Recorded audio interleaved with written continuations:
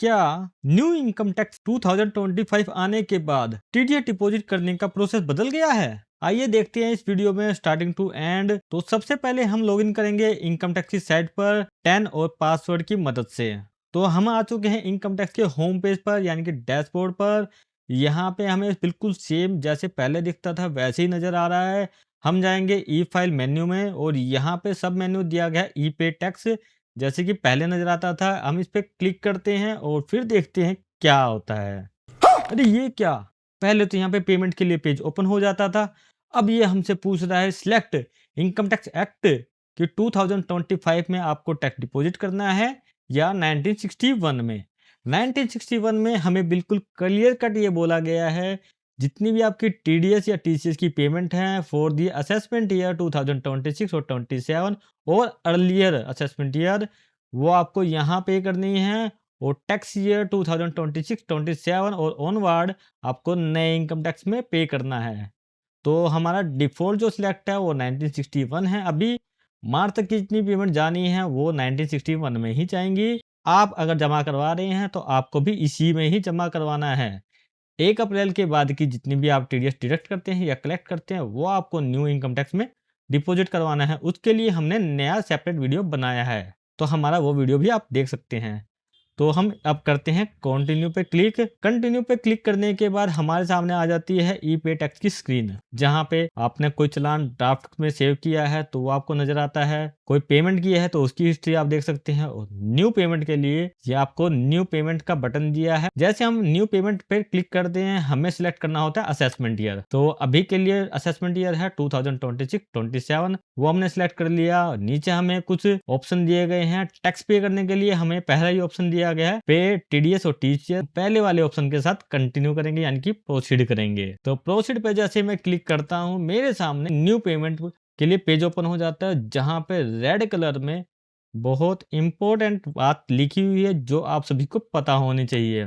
Tax deposit कराने से पहले जितने भी आपके डिडक्टिव्स हैं उन सभी का पैन वेरीफाई कर लीजिए। अगर किसी का भी पैन इनऑपरेटिव है तो आपको हायर रेट से उसका टीडीएस डिडक्ट करना होगा।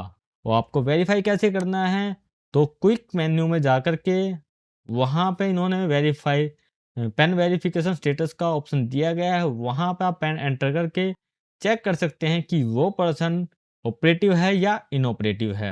अगर आपने नॉर्मल रेट से टीडीएस डिडक्ट किया और उस पर्सन का पैन इनऑपरेटिव निकला तो आपके ऊपर 100 डिडक्शन का डिफॉल्ट लग जाएगा और आपको इस पे इंटरेस्ट भी पे करना होगा। साथ के साथ आपको टीडीएस भी जमा करवाना होगा। तो ये गलती ना हो तो आप पहले चेक कर लीजिए, उसके बाद ही रिटर्न फाइल कीजिएगा। अगर आपने टीडीएस काट चुके हैं लेकिन डिपॉजिट नहीं करवाया या डिपॉजिट करवा चुके हैं तो रिटर्न फाइलिंग से पहले बैलेंस अमाउंट भी डिपॉजिट करवा करके रिटर्न में सही से इंफॉर्मेशन प्रोवाइड करवाइएगा। अब हमें नीचे section wise description wise detail दी गई है कि इस सेक्शन में क्या डिस्क्रिप्शन है, वो आपको यहाँ पे सिलेक्ट करने का ऑप्शन है। तो उसे हमें सिलेक्ट कैसे करना है, हम सिलेक्ट कर सकते हैं यहाँ पर ड्रॉप डाउन ऑप्शन से और हमारे सामने पूरी लिस्ट आ जाएगी। अगर फिर भी आपको नहीं मिलता तो आप यहाँ पे सर्च कर सकते हैं डिस्क्रिप्शन एंटर करके। जैसे कि रेंट के केस में हम एंटर करेंगे रेंट और यहाँ पे स्टार्टिंग में आपको नजर आ रहा होगा एक सर्कल, जिस पे आप क्लिक करेंगे तो आप कंटिन्यू कर पाएंगे। कंटिन्यू करने के बाद हमें सिलेक्ट करना होता है मेजर हेड। अगर कंपनी का है तो आपको पहले वाला ऑप्शन सिलेक्ट करना होगा। अगर अदर देन कंपनी है तो आप सेकंड वाला ऑप्शन सिलेक्ट करेंगे अदर देन कंपनी। इसके बाद आपका आता है tax, surcharge, cess, interest, penalty और फीस। इस सभी की डिटेल आप फिल करने के बाद इसे आप सेव एज ड्राफ्ट कर सकते हैं और कंटिन्यू करके नेक्स्ट पेज पर जा सकते हैं। हमारे सामने पेमेंट्स के मल्टीपल मेथड्स शो हो जाते हैं, यानी कि हम नेट बैंकिंग से भी पे कर सकते हैं, हम डेबिट कार्ड से भी पेमेंट कर सकते हैं, पे एट काउंटर भी कर सकते हैं, आरटीजीएस कर सकते हैं, नेफ्ट कर सकते हैं, यूपीआई कर सकते हैं, क्रेडिट कार्ड से पेमेंट कर सकते हैं।